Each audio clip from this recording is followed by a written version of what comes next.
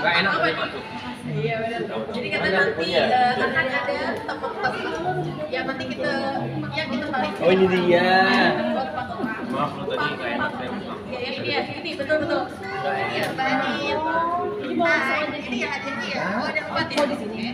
Nah jadi nanti teman-teman yang ke depan ini tuh harus membacakan cuplikan jadi dari isi bukunya Kak Marsyanda. Ini ya aku ambil ya. Apa ya dibacakan dengan ekspresi. Sama-sama dong. Bersyukur banget akhirnya buku pertama aku yang berjudul Mentally Marsh launching juga.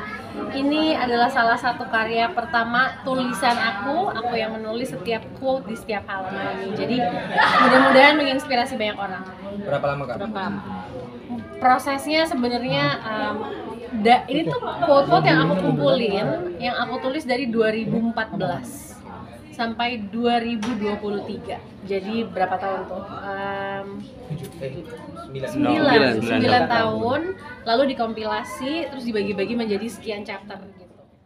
Ini buku yang aku tulis di momen-momen, banyak banget momen yang berkesan dalam hidup aku. Tapi ketika aku nulis ini selalu aku lagi sendirian dan menikmati momen itu. Dan menikmati itu bukan cuma momen yang enak, tapi juga momen yang gak enak. Gimana aku mendapat inspirasi, kekuatan, bisa bangkit lagi, bisa terus maju.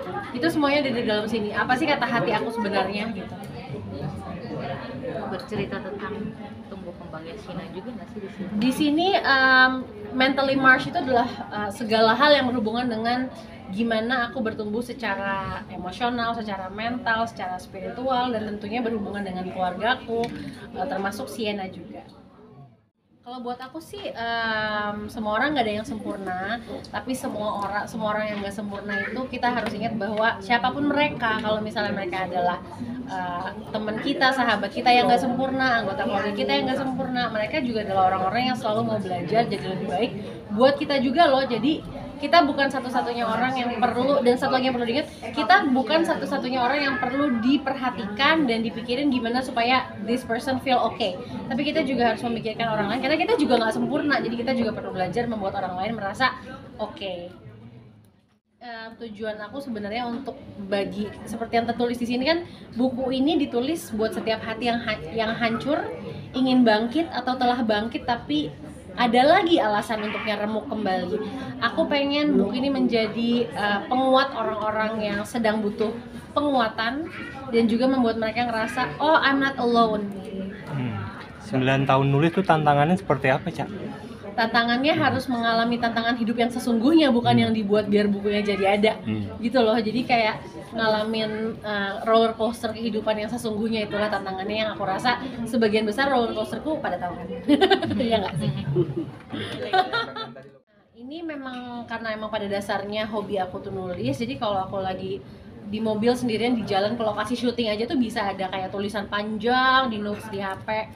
Terus kalau misalnya aku lagi baru mau tidur malam-malam, itu nulis tuh menjadi sesuatu yang otomatis buat aku gitu. Jadi apalagi quotes-quotes seperti yang ada dalam Mentally Marsh ini gitu ya. Jadi bukan sesuatu yang berat buat aku, karena aku nggak ngerasa ini kewajiban, tapi aku ngerasa ini aku lakukan dengan cinta kasih.